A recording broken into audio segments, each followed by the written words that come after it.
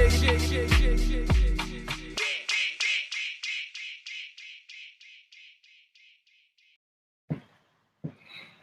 in. Yo, what is good? What is good? We're here. We made it. Finally. I mean, Yo, where the hell are you to be wearing gloves, bruv? listen. You're indoors. Yeah, it's still cold. I'm in the cabin. How's your day been, man? It's been all right, man. It's been all right. Let's spool up this special guest we got coming in. I spoke to a DJ today that said he's gonna hang up his headphones. Very depressing. Why? Industry, innit? Just Oh, industries. oh. Maddies. Yeah, it's the same for everybody, bro. It's the same for everybody. I love hearing a lot of those stories, man. Yeah, I guess so, but yeah, you can't just hang them up just like that. Nah, he's been doing it for a long time, man. I think he feels like he's just gonna try something different. I guess so. I guess that makes sense, to be honest. I guess that makes sense. Try something different. Different what? He's just gonna try something different. I also had to deal with a madness, bro. Like, Happen? nah, some child was trying to bully my youth, bro. I'm like, hey, Yeah. none of that. Nah, it can't be. Man, like Deng Bizzle, what's going on? What's going on, gents? I just walked into your conversation saying about someone trying to bully. I was like, Trying to what? bully you, bro. But the bullying thing is a madness, though. I tell you the story. So this is what happened, yeah? From early, I've said to my son, if you got some issues, talk to the teacher.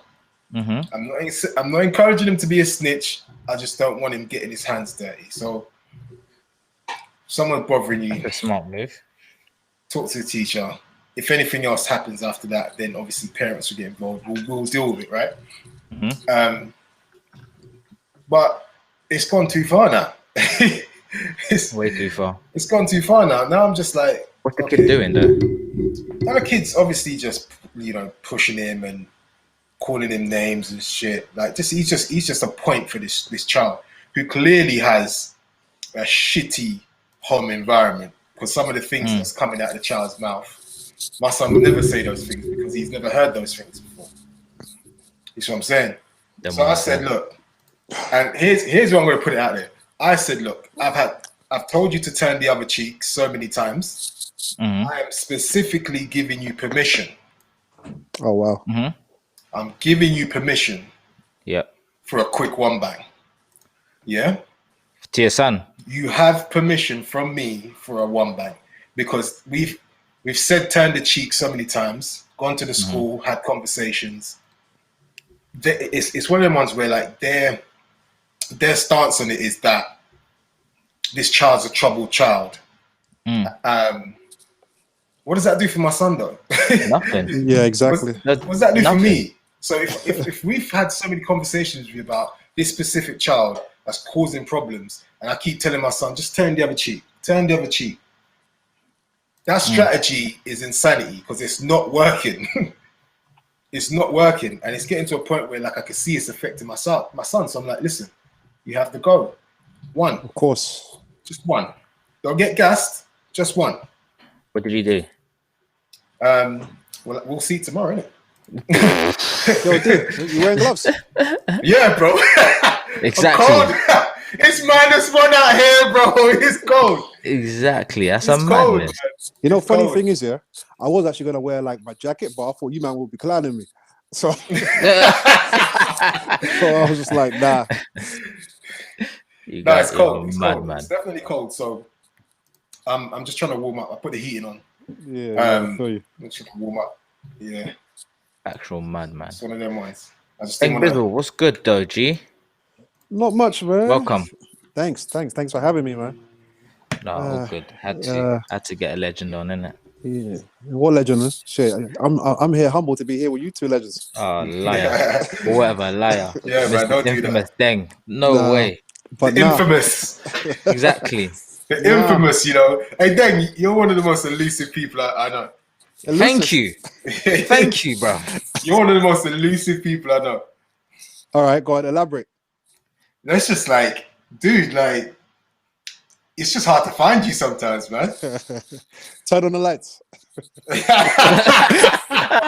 Oh shit! Early. Nah. I'm around. Shit, I'm around. But I'm around. Man. By the way, I have to shout out myself, man. It's my birthday tomorrow. Yeah, bro. I was about to shout you out. Don't you worry. Yeah. Don't you worry. How old you turning, bro? Tell the 34, people. man. 34. Yeah. God damn. I know. We're getting old when we get into the 30s, man. Yeah. God But damn. you see, like the sad thing about my birthday is that, like, I share my birthday with the same day that when Joe White passed. Oh no way! Swear. Yeah. So he passed on my 16th birthday. He what? Yeah, I remember that like it was yesterday. Yeah, he passed on my 16th birthday, innit? So it's Damn. 18 years tomorrow. I remember someone saying that, and I was just shut up, man. I thought it was some kind of joke. I was like, yeah, there, bro. Talking rubbish, Joe. Nah. Yeah. It didn't really sink in for a while because it was just like, when someone is like the heart and soul of the club. Exactly. Joe was just such a character. Like, to be honest, it's like he's one of the people that really encouraged me to do this whole basketball thing. Like, I wanted to be coached by this man. Like, I just wanted to be coached by him. Yeah. You know? Like, I wanted a lot of my basketball knowledge to come from this guy. Exactly. He filled you with this, like, his confidence, No doubt. Yeah, you're right. It was mad. When we lost him at White Heat, it was a hard time, man. It was. And because you have to remember, at that age, we were young. 15, 16, 17, 18. Yeah. Like the bulk of us anyway. And no disrespect to a lot of the coaches that came after Joe. Well, in my career anyways. But there was just no comparison. No comparison. Yeah. It was like a no contest. No, you're right. Until I got to HCC.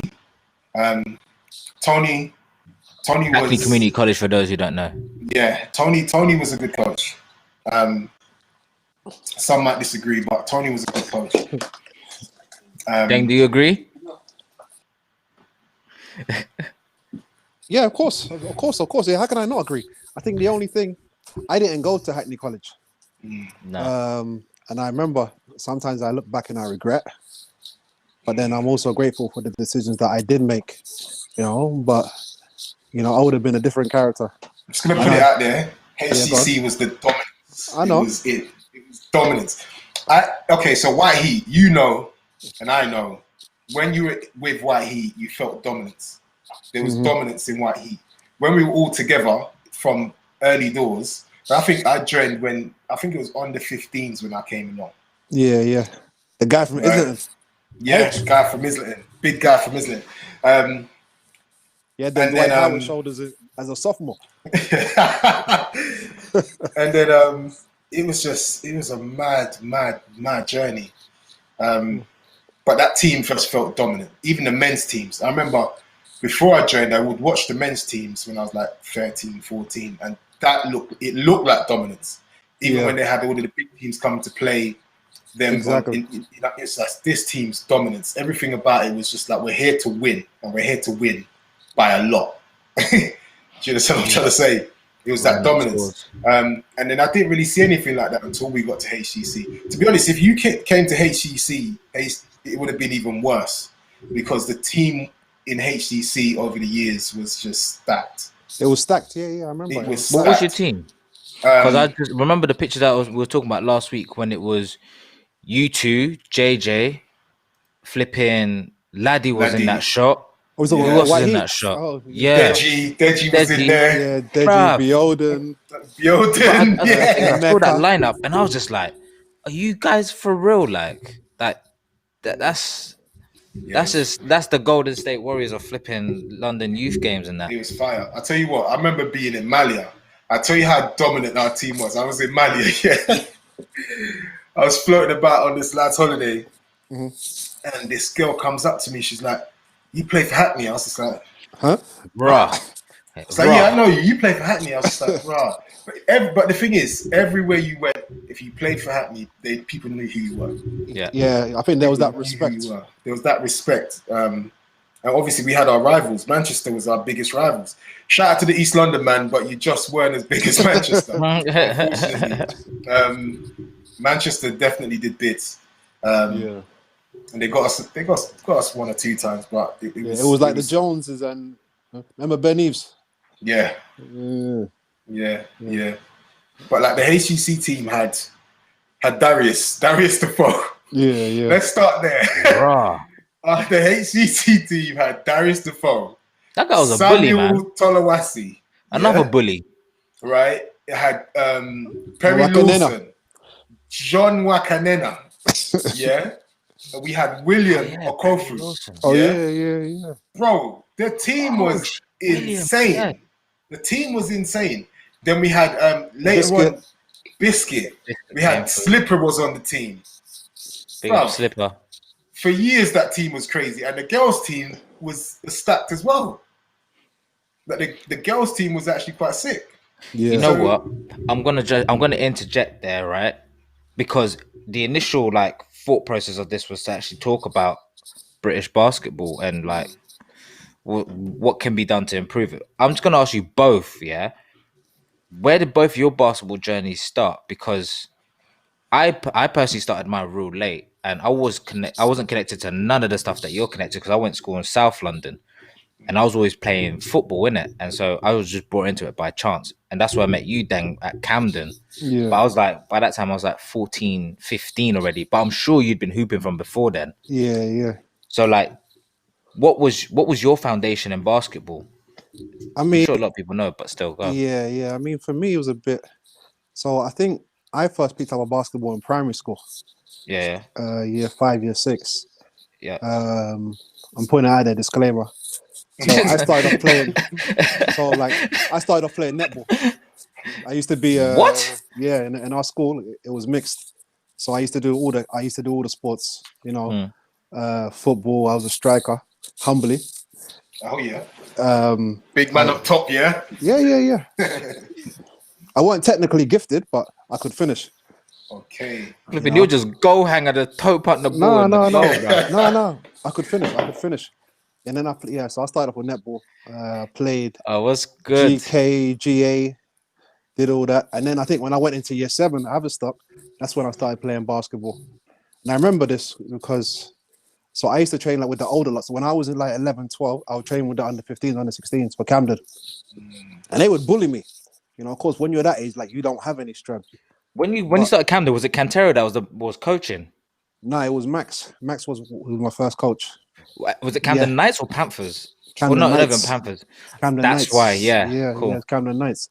So we had Max the Yugoslav, and he was coaching. My personal favorite coach. That's my favorite coach. Exactly. And he taught me how to play the game, how to play the game. Yeah. Play it in your head, to play the game. You know, he was fundamentally sound. He went around to coach around Europe and so forth. I remember one of the things he said to me, if you're going for a layup, your aim is to kick your aim. Yeah. It's get your knee high. Put your knee in his mouth. Yeah. And I guarantee, pause, no homo. You know? And I guarantee you, he won't take a charge and he won't stand there again. So then, I went, me, Juju, another friend of ours went down to Brixton. Oh, yeah. Rest in peace, late Jimmy. Yeah. We went down there. We went for a session. We were about 14, 15 at the time. And I remembered I got home and I couldn't walk for 2 or 3 days. It was mad. And then, I think I was a shook one. I said, no, I can't go back. Do you want to know something interesting, actually? Go on. I had a conversation with Max. By this time, where were you? You weren't even playing for Camden these days. I think you'd gone to White Heat. Okay. I think you'd gone to White Heat. I was still playing for Camden. And we're having one random conversation. He brought you and Juju up. Sorry, Juju. He said, if only Deng applied himself more, and you know all the man them say the same thing about you because you're always Facts. laughing on court. Yeah, Facts. you're them Facts. pricks. You just laughing on court. If only you Deng were was just serious. long. Yeah, if honestly, he said this on my life. He said if Deng was more serious, he could go so far. The thing with Juju was always disciplined, innit? And Yeah. unfortunately, he had glass knees and he was just like aging Rubber feet. so quickly. Exactly. But the guy, when he had bounced, like he was gone, innit? I was jumping out the building. But he Listen. literally said that about you. And it's so mad that he said that because like people like David and Batoil and everybody was saying the same thing about you. Why do you think you just never like not focus, but you just play with a smile on your face, which ain't a bad thing. Yeah. But it's like I think it's just you my could have gone personality. further. It's one of those things like I look back upon in life now. I don't regret it, to be honest. You know, It's still everything the happens same. for a reason. Yeah, everything happens for a reason. Like it's funny. I was telling someone the other day. For the first time in my life, I started to work out properly. I started to eat right. Now that I don't even play no more when it doesn't have any relevance. Yeah, exactly. You know? Well, the thing is, like, I'm sure we could round up a couple mandem and hoop in it. Yeah, Nobody yeah. be walking for days on end, but I'm sure we could do it. You man are good, bro. But no, I think you know I'm grateful for like my basketball journey. It's opened up so many other doors. You know, I feel like I can go anywhere in the world and somehow be connected to anybody just through basketball. In fact, Morris, he just brought up a good point because I remember when you vanished for like a couple years and I saw you hooping for South Sudan. Yeah, my guy was hooping for South Sudan, yeah. And I think in one of the clips, yeah, man was still smiling. I'm like, you're the national team, man, still like this. But that was your potential, but that was at the end, I think, of your balling days. That's what got me, and I was like, but you still have that much talent that you can still do that. Yeah, I mean, I was surprised myself, and I think that's when I opened up my eyes. I said, "Wow," because I think, to your point earlier on about UK basketball, some of the challenges, like growing up playing for White E and playing in London and so forth. I think D-Man can also comment on this. We would beat teams. Yeah, I used to play with Black Star, so like we would beat teams just on our natural ability. Yeah, like we would go to a National League game and win by 30 before tip off. Listen, yeah. Them intimidation ones, yeah. We were like 14, 15-year-olds throwing alleys, bro. Like we were doing dumb shit. Like back in the day when like you didn't really have that super athletic side of the game in the UK.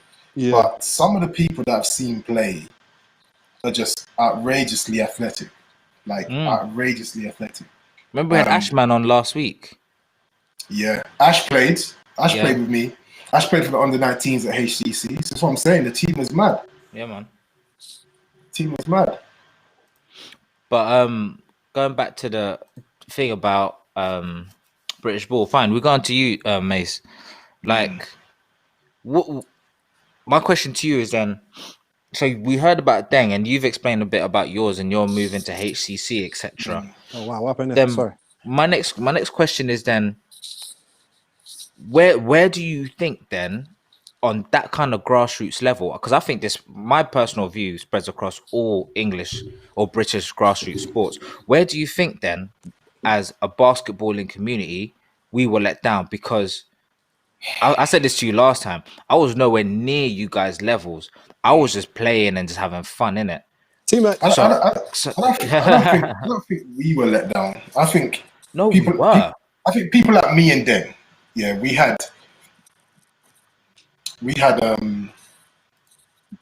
were in good positions. I think what let us down is probably more the lack of kind of just applying yourself. I think that's one of it. I think the lack of applying yourself. Lack of applying yourself. I mean, and I think it's also because the guidance wasn't very clear. There wasn't a lot of guidance going on. You know, there precisely. That's the kind of also thing we're let down. There wasn't a lot of. So obviously, your aim was to get to the NBA. You wanted to get to the NBA. Everybody dreamed of playing in the NBA, but not everybody can get to that level. But there are levels below the NBA, or around that kind of. Because there's great leagues in Europe, but exactly the information was We didn't have a lot of information.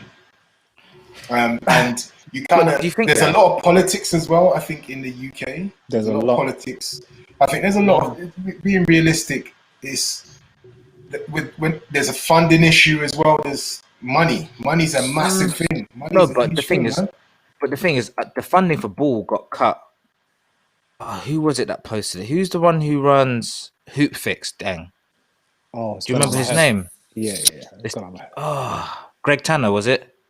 Nah, it was someone else. I can't remember his name though. But they wrote a real good article on how, I think, after 2012 Olympics, in fact, the popularity of basketball shot up after that, but they cut funding, which made no sense. Statistically, basketball, I think 2 years ago anyway, I don't know about now, was the fastest growing inner city sport. Yet they're cutting funding for it. A lot of little courts sprung up all over the place. Yeah, exactly. But the thing that I always hated about it was, even when you go to flip in any indoor court, basketball, you finish your thing. These badminton people are just there waiting just to kick you off the court ASAP. And like, you need a single purpose kind of functioning court. That's why I keep saying that we were let down in a certain way, because, I mean, we talked about people like Matthew Bryant last week, Justin Robinson. They did their thing. They went far, but they could have gone further. Imagine if they had the kind of attention that football got. Yeah. In fact, even 10% of the attention football got. Imagine how much further possibly they could actually have pushed themselves to reach next heights and actually be the next Luol Deng, for example, who flew the flag proper high for Britain. It's stuff like that. That's why I'm saying we were let down, because when I went to Midnight Madness, the talent was unreal. Like, I genuinely was there thinking that the talent here is actually unreal, and there's so many good people.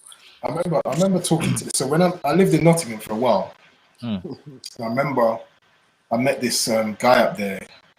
He used to do this run every Sunday, and basically, he said with the talent that he's seen in the UK, he could grab 5 guys from the UK, go to the US, and give them a game easily. He said he used to play pro. This guy in Notts, I forgot his name actually. He called himself Tomcat. Okay. Old school Dunnies. But he was very impressed with the talent in the UK. But there's something missing. It's not that we don't have talent in the UK, but there's just something missing from the talent to get it where it needs to get to. Yeah. Well, you're right. I think then the testament to that, I never went to these camps, but when you guys went to Philly, Deng, for that basketball camp, and you guys had like proper, what's it called? You come back with like rave reviews about it. Yeah. Talk about that, because then that should be an insight as to, because their level of competition out in the States is different.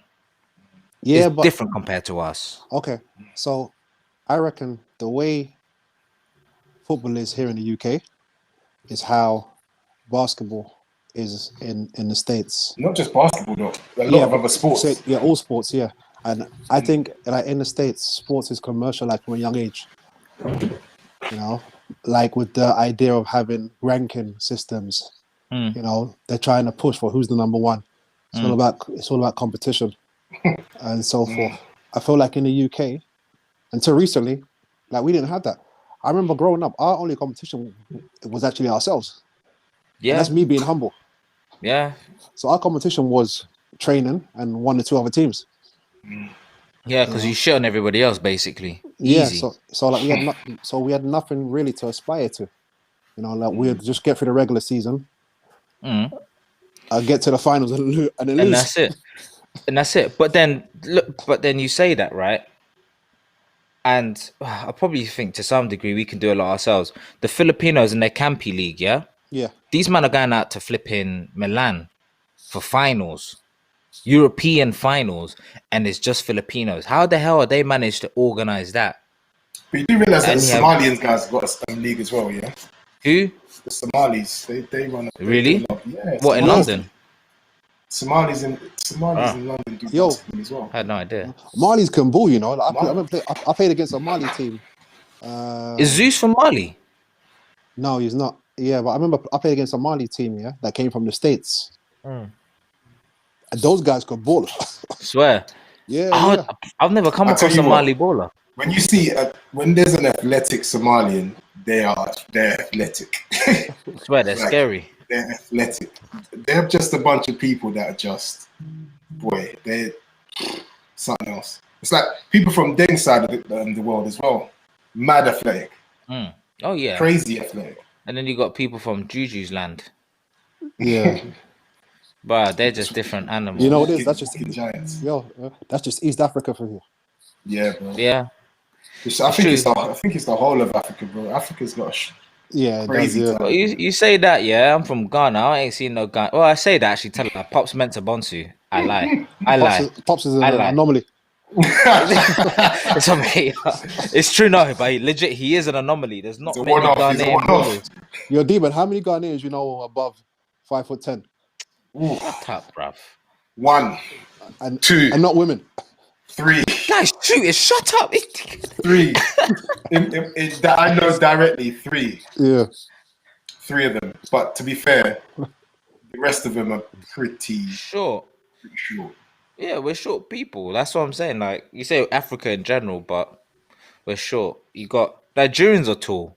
I'm surprised there's not many more Nigerian ballers, in all honesty. What? Yeah, there's a lot of Nigerian ballers. I think they had 6 drafted I this mean, year. I swear. Yeah. I had no idea. I need to get myself clued up on that. But anyway, back to British basketball and what we were saying. Oh, my camera cut out again. And what we were saying. So you're saying that your only competition was yourselves, right? But you had people like Max when I was playing on the Max in Camden, and I'm sure like Jimmy and Brixton as well. These guys had the capabilities of sending enough man to places overseas. Max was consistently always asking a lot of the Camden boys, "Yo, I'm running a camp out in I don't know, Croatia or somewhere like that." Yeah, He's like, "Come along." But obviously, my parents are like, "Yeah, we can't afford that. You ain't going nowhere." that was half the reason that we probably couldn't even then further improve what we wanted to do. But at the same time, imagine again if we actually had a decent amount of funding where, oh geez, I should have got Michael on here as well. If we had a decent amount of funding, then part of these things could be funded and you could take a select group of say 20 even to even go just to Spain, a cheap flight to Spain, Madrid, you're balling in Madrid or even flipping somewhere in Paris. Yeah. Imagine that getting exposed to that kind of level of competition and how that would improve us as people. I think it's also, sorry to cut you. That's I'll tell you what. So in America, they've got the NBA's on TV. Yeah. Major League Baseball's on TV. The hockey league's on TV. Everything they've got an immediate thing to look to. Yeah. You don't have to leave your country to do what you need to do. Exactly. We look at the state of like the British leagues, and before maybe like the last 5 years or so, I'm trying to get in all honesty, it was a bit meh. Yeah. You know, it was a bit meh. And I think there's been a lot of good players. Have you seen Williams play? Who? Which Williams? Williams, Dreads. I haven't. Trust me. So there's people like Williams that were just crazy ballers. He come out East London. He's like an East London boy. Williams. Yeah, Williams. I heard of him. You've heard I of know the Williams. name, man. You know Williams. Trust me. If you saw Yeah. Williams, I'm sure I do. I'm just trying to think which William. It's just like you got all of these players over the years that we've spoken about. Some of these guys, yeah. But it's like the level that they immediately can see is the British leagues, and it's like actually it's kind of dead. Like it's not that great. What the quality in the British league? I'm not saying that those guys aren't good players. I'm just saying there's not that much funding in it. It doesn't get you off your feet like the It's American not on TV. It's not. To be inspired by something, you got to see it first. Yeah, Demon. You know, like to your point, yeah. What you raised earlier on around what we all we knew growing up was the NBA, and there's nothing else aside from it. So I remember like playing at one point like overseas, and I was like, hold on, these guys are not all that. I'm not talking the NBA. I'm talking like other overseas. leagues.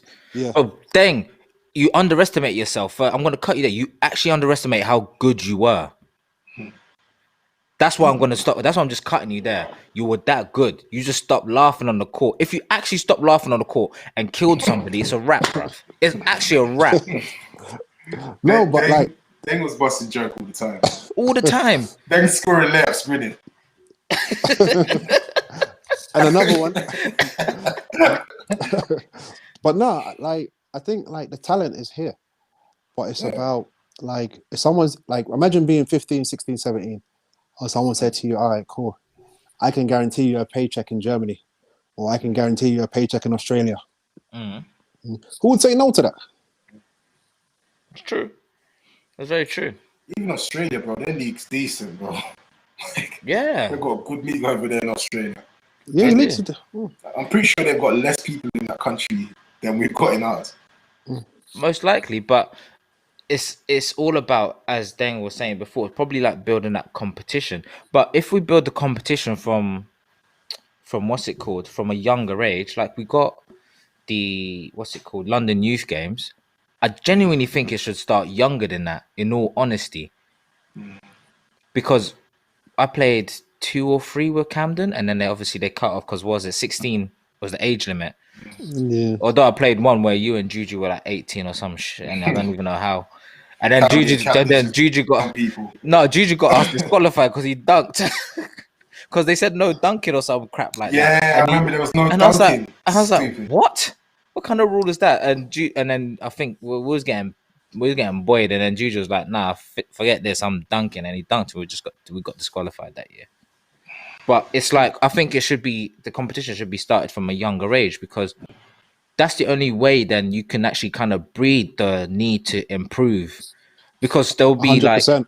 because I'll remember like when I was hooping in quorums and I literally just started out, I will never forget, like every half term, it wasn't even summer on summer, it was every half term.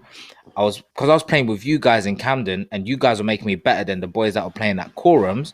I'd come back and those guys would be like, oh, rah, you've actually been working hard in your game. I'm like, I haven't really. I've just been playing with better people.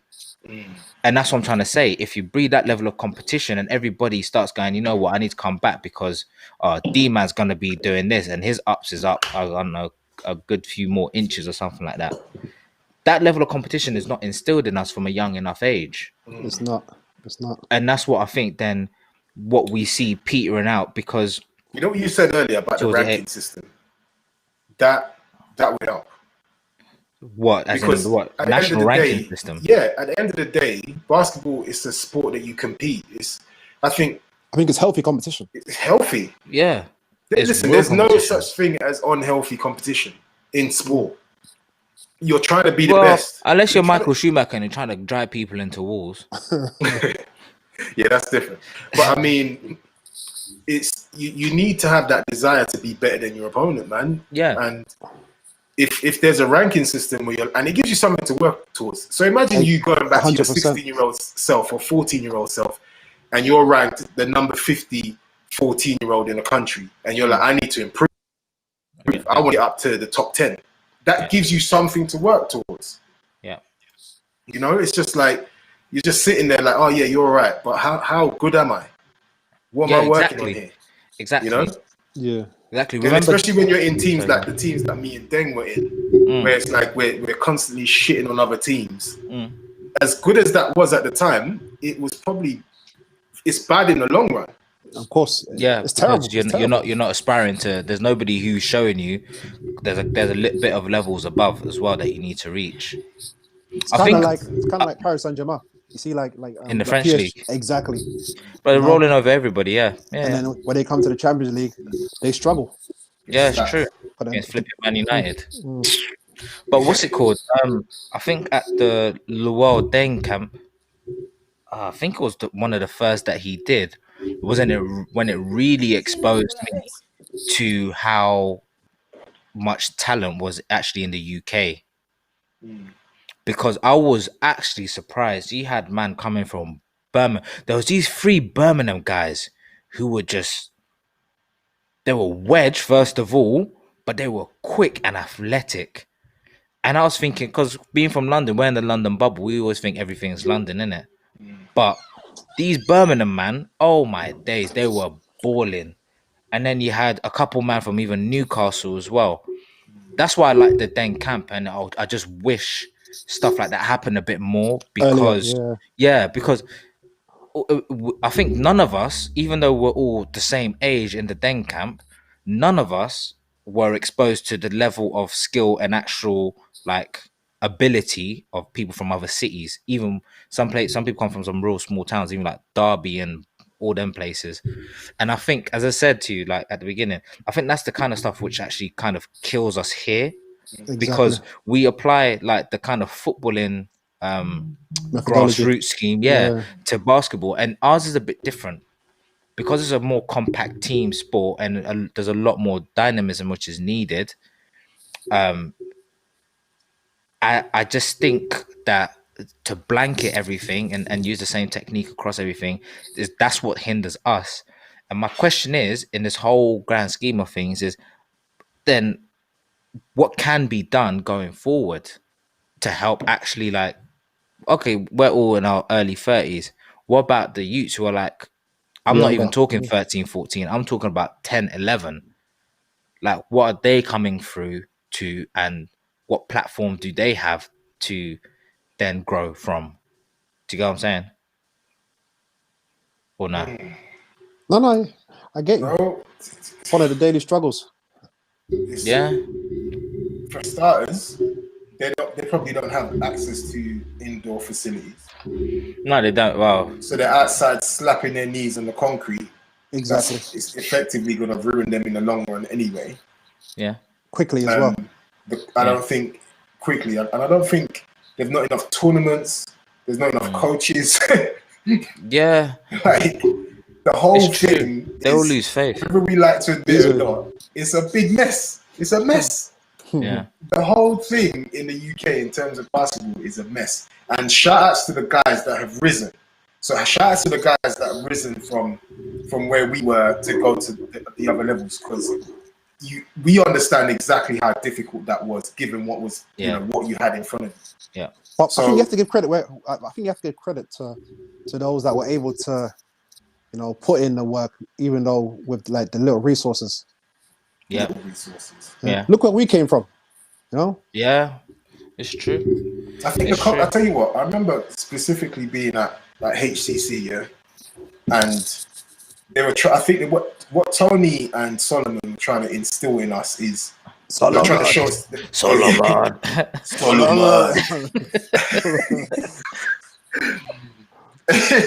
Get over here, man. Listen, so what they were trying to do to us is instill this level.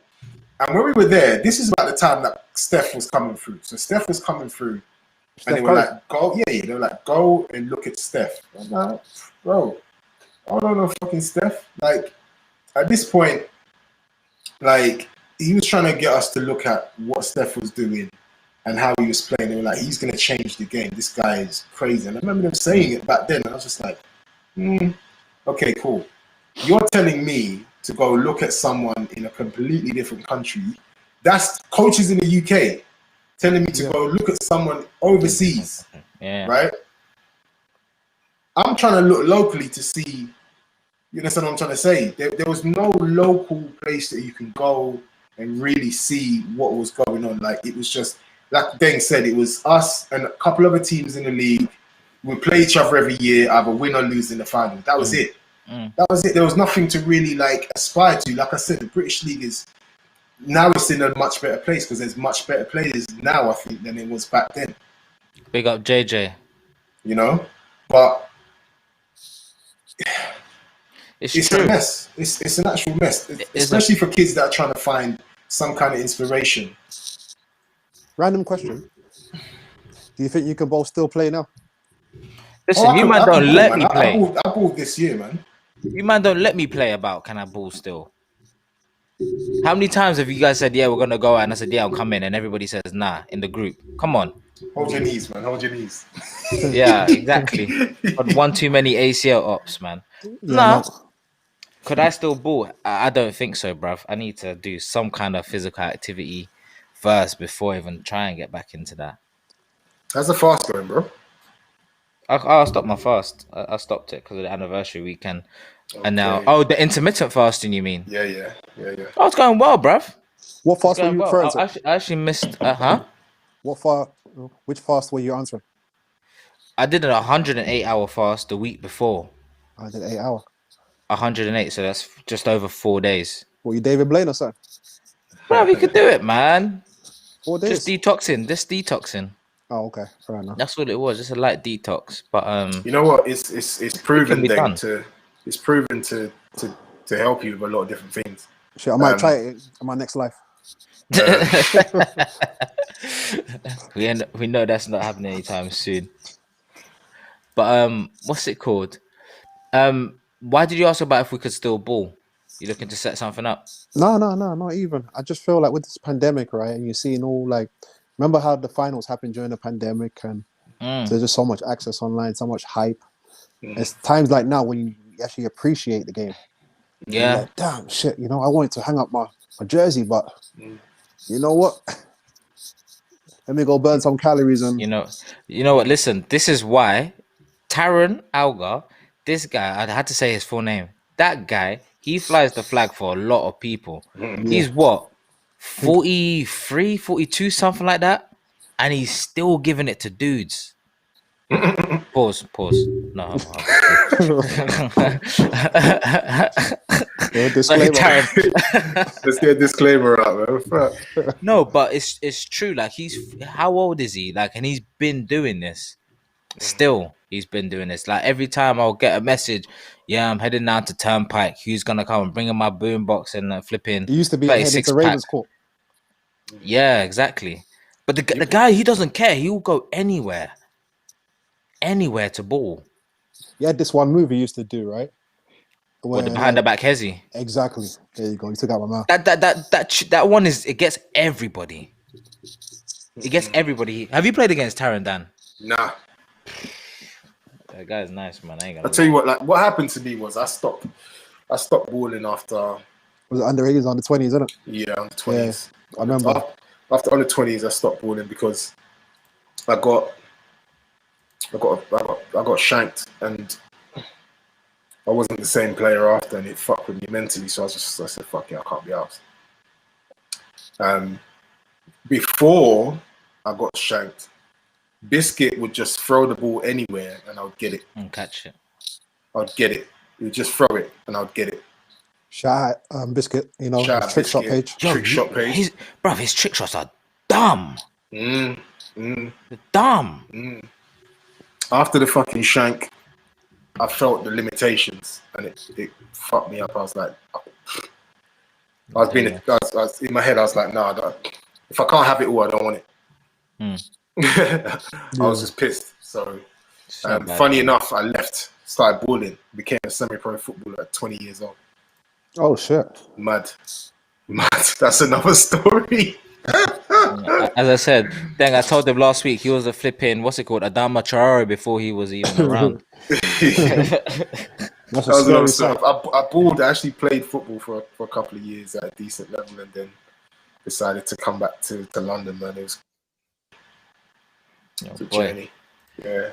Boy, sometimes these journeys have to be taken, and these routes have to be run. I tried to play football in the summer. I had a kick about. Boy, that didn't last long. Crossed the ball like literally, and I felt like I pulled my hamstring. I was like, no, this ain't for me. Let me stick to FIFA. Hey, seriously, I was gonna actually ask, like, any you man game? Like, do you game? I play FIFA. I do occasionally, 2K, yeah, man. I find like I don't have the time for it these days, man. Here and there, innit? Here and there. Like, for example, after this, I'm just gonna grab a little munch. While I'm munching, I might just play 1-2 game of FIFA. Sick guy. Anyone got a PS5 yet? No way. Nah, bruv. You're a rich man. Do you know what? I'm actually waiting. I'm actually really waiting until mid next year because that thing's gonna have so many bugs. Glitches, yeah. It's gonna have so many bugs. Like FIFA 20. What FIFA are we on? 21. 21. Yeah. It is so horrible, bruv. How is it? Bro, FIFA 21 is horrible. Yeah. I don't feel bad no more. I no, it's exactly. And I initially said to somebody, I'm gonna wait till next year because two things during this pandemic, they didn't have time to fully finish this game. No chance that they have time to fully finish this game. So some of the engines that as you're playing is just like, what is this? Like you know what to do every time you shoot near post, you're beating the keeper.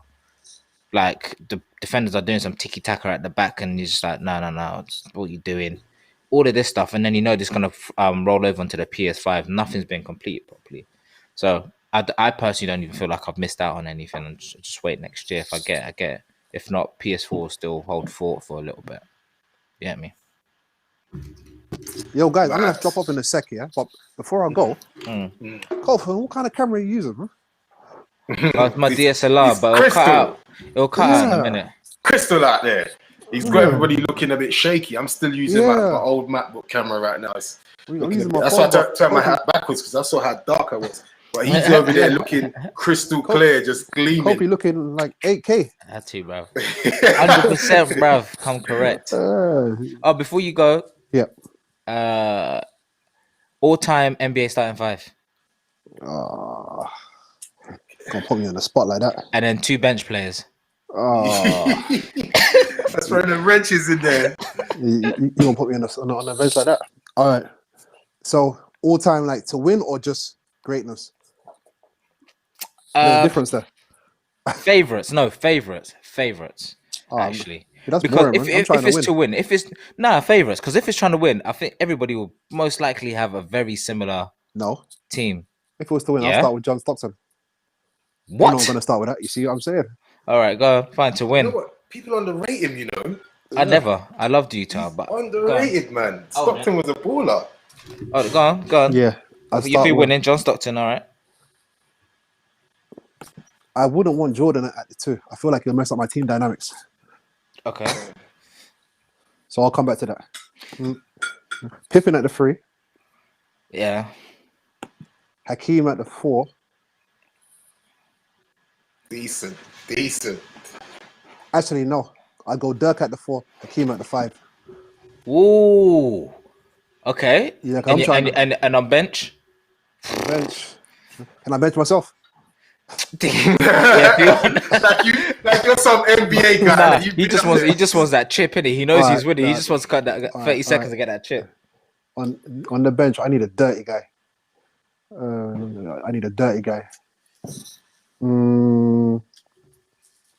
I was gonna say Rasheed Wallace, but I'll take that back. Nah. Yeah, I was gonna say Ben Wallace. I'll take that back too. Nah. Rest in peace, Kobe. I have Kobe on the bench, and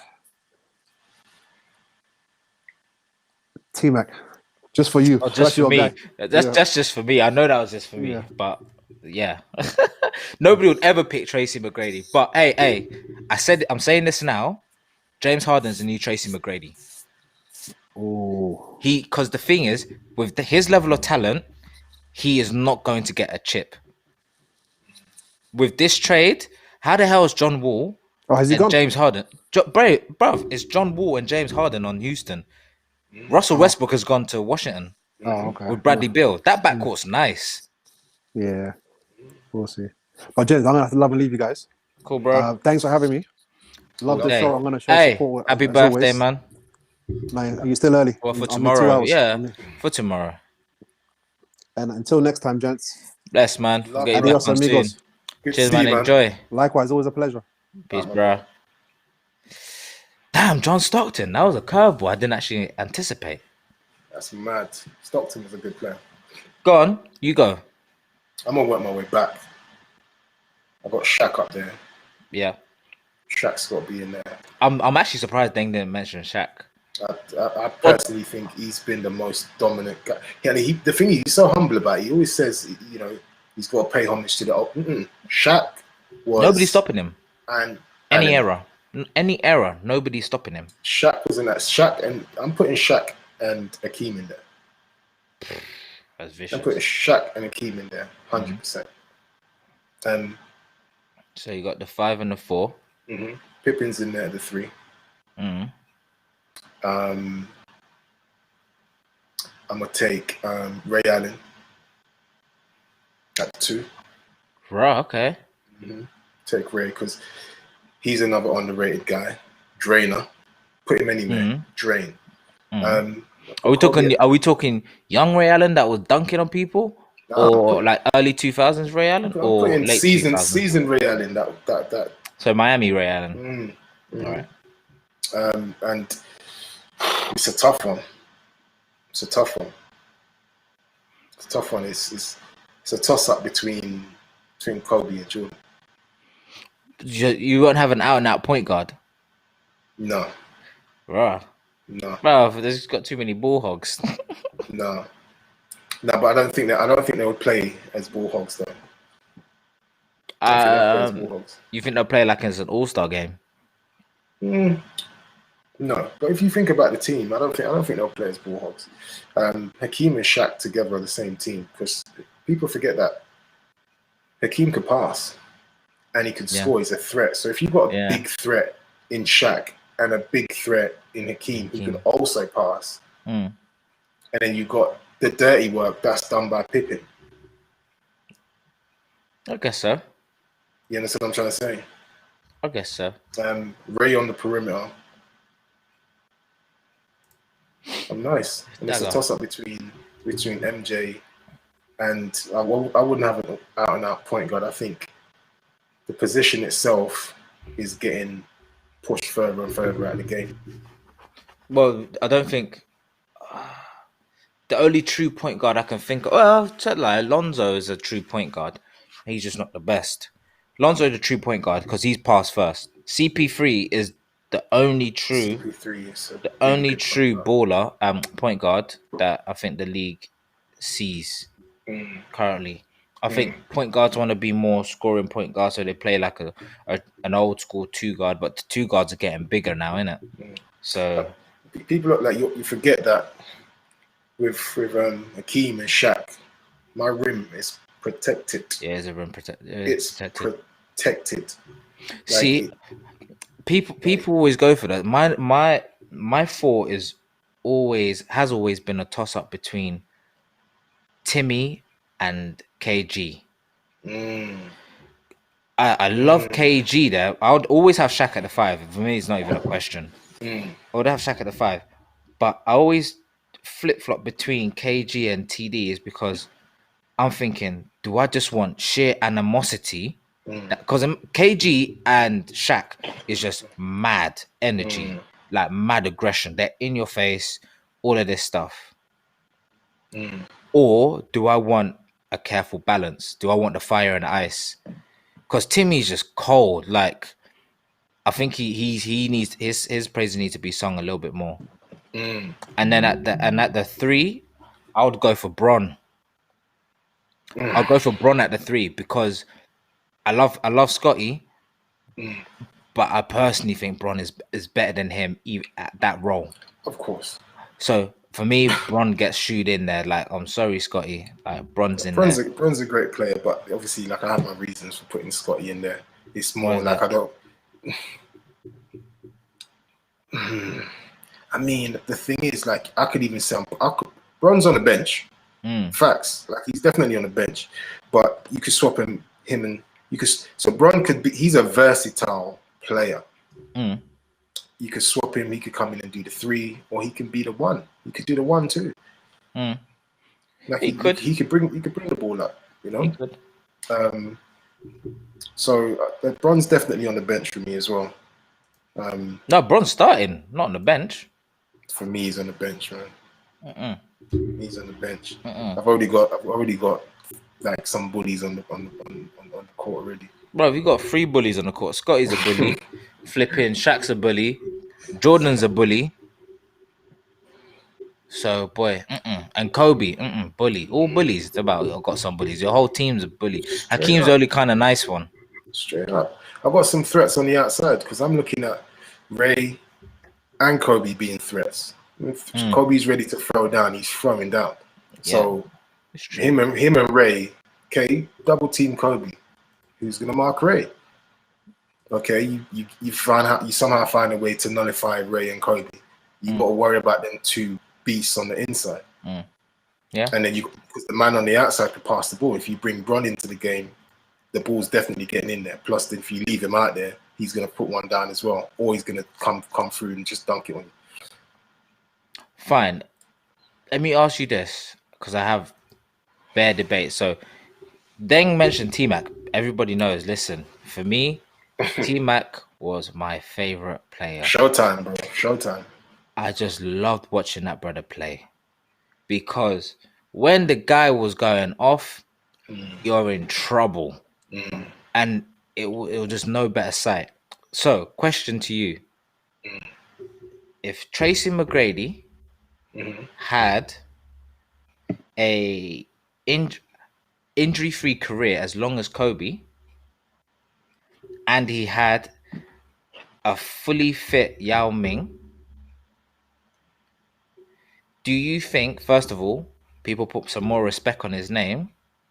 And secondly, do you think it would actually ascend him to be renowned as a better player than Kobe? I personally think that he was, T-Mac. Tracy McGrady. I personally think Tracy was better than Kobe. A lot of people are going to be like, yo, man at ref. I personally think that T-Mac was better. Yeah, there you go. Morris is like, what? Pause. I personally think T-Mac's better than Kobe. If you looked at it on the real, when these two were at their prime, people are going purely on stats. T-Mac was better than Kobe. T-Mac. And the thing is, he was forced into that. He's not that type of player. Samuel, shut up. I shout out to the man that said you must be drunk. Yeah, that's funny. That's funny. I don't care. I don't care. I'm putting it out there. Because they like, you can say I must be drunk. Statistically, T-Mac's numbers at the same time, when they were both in their prime, he was better than Kobe. Are you saying that based on numbers, or do you genuinely believe that? I genuinely believe that. He was a better baller. I genuinely believe that. He's a better passer. He's actually a better passer. I don't know about the outside. Inside threat. Oh, no, come listen, on. No, but look, overall, Kobe won a championship with Paul Gasol, bro. Paul Gasol's a sick player. People sleep on it. Paul was such a sick player. He's no Yao Ming. Listen, Yao Ming, fragile. But yeah, from when Nate Robinson who just got flipping knocked the fuck out the other day, yeah, is dunking on you. Hey, shout out to Nate, man. Hey, listen, Raf and Sam, behave yourselves. No, but like Kobe, for me, it's not just about the ability. It's overall. Like, he's the guy. You need a guy like him on your team. You need a guy like him on your team. He's a big time leader, man, and a big time baller. Everybody needs a Kobe on the team. Sam's quoting me in the group chat. Wild claims. Listen, as I said, at their primes, people can run the numbers all they want. Run the numbers at the prime. T-Mac was better statistically. Shut up. I'm not having it. Man. I'm not having it. But I don't know if I agree with that one still. I don't know if I agree with the T-Mac being better. Listen, all right. You know what? Go on, keep talking. I'm going to bring up the stats for you. Yeah. No, I mean, T-Mac was a good player. All I remember from T-Mac is that game where he went off and won the game in like the last 30 seconds. Outside that, yeah, he was decent and he threw up a couple. But what? No, man, it's about Kobe had a full career. Of course he had a full career. T-Mac didn't. T-Mac didn't do enough for me. How? He didn't do enough for me to put him ahead of Kobe. Just didn't do enough. But how so? Look at his team. Look at the team that guy was playing on. You know what people look at the end of your career. I What, know. That's why. That's did you why I win said anything? that. Did No, you but win that's why I anything? said that. That's why I said about what's it called? James Harden being what's it called? James Harden Listen, being a new T-Mac because he's not winning any championships. James And as Harden's good great. as he is, and as good as James Harden is, Fucking travels a imagine lot. that. Imagine that. It's not a travel. It's not a travel. I've watched it too many times. It's not a travel. It's travel. But as yeah, exactly. Oh, he's only done it once. Actually, he's actually only done it once, where he clearly stepped back twice. He's about to step off the screen there. No, but I mean, legit, go on. What was you gonna say? Harden's a good player, and you could say he's another T-Mac, but I think he's better than T-Mac. Who? Harden? Yeah. Oh no. Of course, I'm not saying that they're the same player. I'm just saying, in the same breath, T-Mac was known for not coming out the first round or winning any championships for as good as he was. James Harden is too good, averaging damn near 40 points a game for a season or whatever madness he Maybe did, that's the problem. to not win. Maybe the ball's anything in his hands too much. Oh no, we all know that. How's a man averaging 40 points and No, we all know that. he has no ring? Exactly. Like, so you said it right there. And that's unfortunate for James Harden because we all watch him and go, "Raw, how's he doing this?"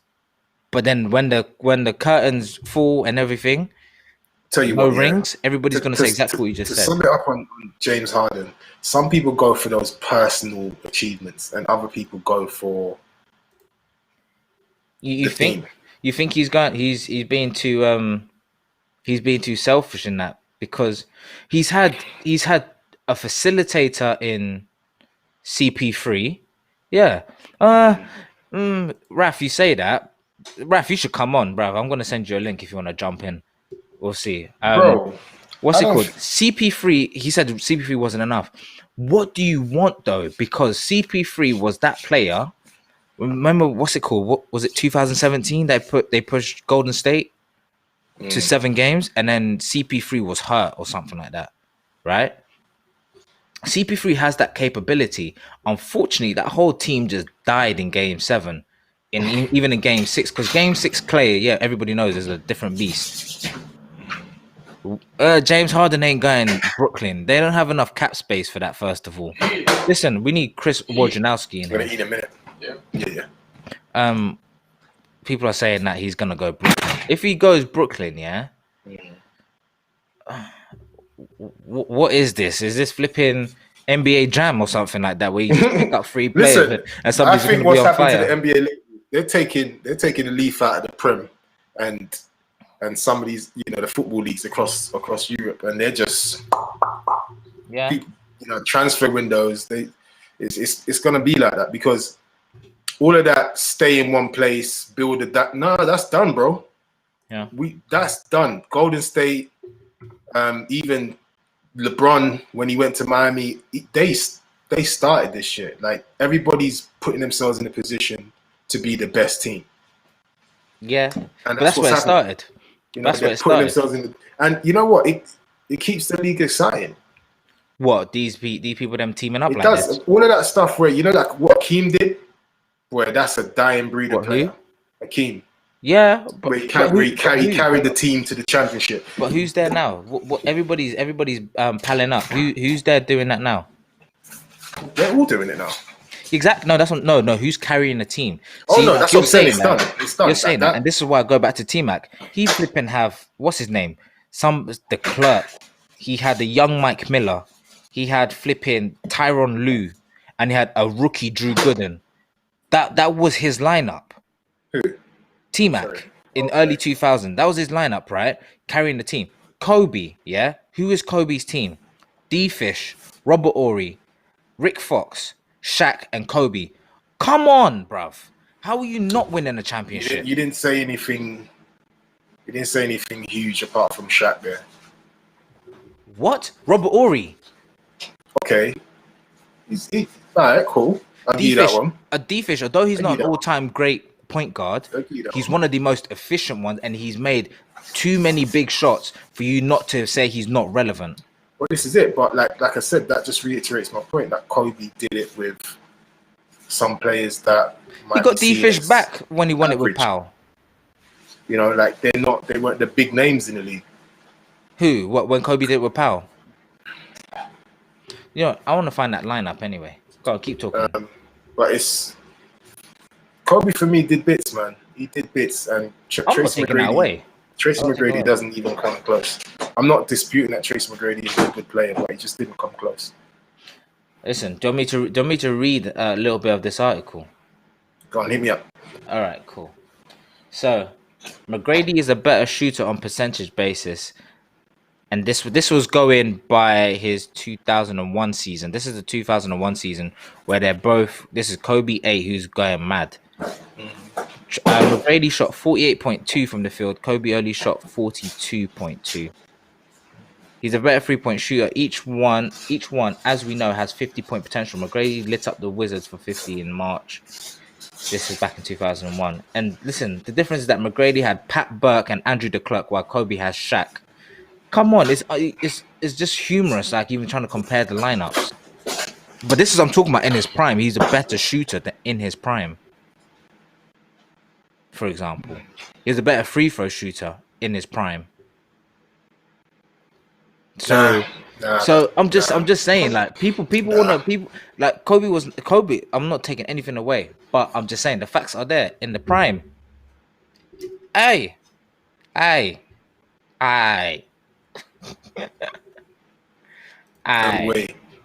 No way. Like, no way. Oh, the thing is, as I said, I'll argue it till the cows come home that in their prime, I always have to say in their prime, he was a problem. He was a problem for Kobe. Okay, in their primes, Kobe still dominated. What? In their both prime. If they were both prime at the same time, or let's say over a 5-year period, Kobe would still dominate. He would still dominate. Are we talking about Kobe on the Lakers team with Shaq? Listen, or we're talking about Kobe with the Power team? Because Kobe was still in his prime then. Are we taking T-Mac from 2001, but putting that T-Mac on the Rockets team with Yao Ming, flipping, what was his name? Shane Battier, Rafer Alston, and flipping Meta World Peace, Ron Artest. Because remember, that was T-Mac's team. So imagine putting a prime T-Mac on that team against Kobe's team with Shaq. Yeah, I'm still going for Shaq. Still going for Kobe. Because Shaq, because prime Shaq in those days, he's murdering anybody. Like it's not fair. It's not fair. But I'm saying, I don't think you guys will be saying it as flawlessly as you are now if those two teams were matched up together. I really don't. The only reason I think is so blatant to a lot of people is simply because T-Mac's team was trash. And so it looked like they were just getting overruled. If T-Mac is going to go guard Kobe, okay, Kobe's throwing that down to Shaq, and then T-Mac's going to be told, okay, no, as soon as they rotate over here, because you're a big enough guy, come and double down on Shaq. You're leaving Kobe open all day. Like, what are you doing? And you don't have good enough defenders to defend Shaq. So what you're going to do, you're tallest, and he was known for his defense good around enough then. Defenders, bruv. Who could defend Shaq? Nobody could. But somebody who slowed him down. I've got there's one player who always slowed him down. Yao did slow him down, but listen, go and check it out. Yao, to this day, is still one of the only people that actually stopped Shaq. Not slowed him down, stopped him. Okay. Like, there we go. Someone knows. There you go then. Someone knows. Well, hold on. Who said that? Ming, 2 blocks. I'm sure. There you go. Someone knows. Yao was the only one because Shaq came with the I'm a bully. I'm a bully in this one. Not this guy.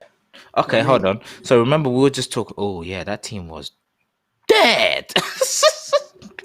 All right. So this is the 2008 Lakers team that won. Trevor Ariza, Shannon Brown. He had the silly hops. Kobe, Andrew Bynum, Jordan Farmer, Derek Fisher, Pau Gasol. This one kills me.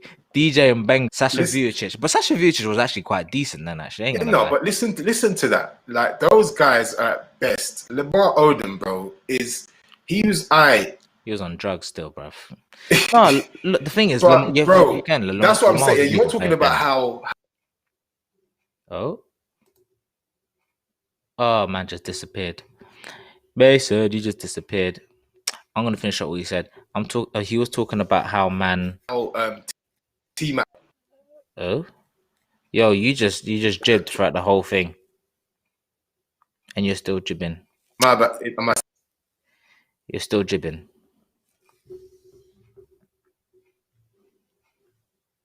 Oh, I'm gonna kick him out.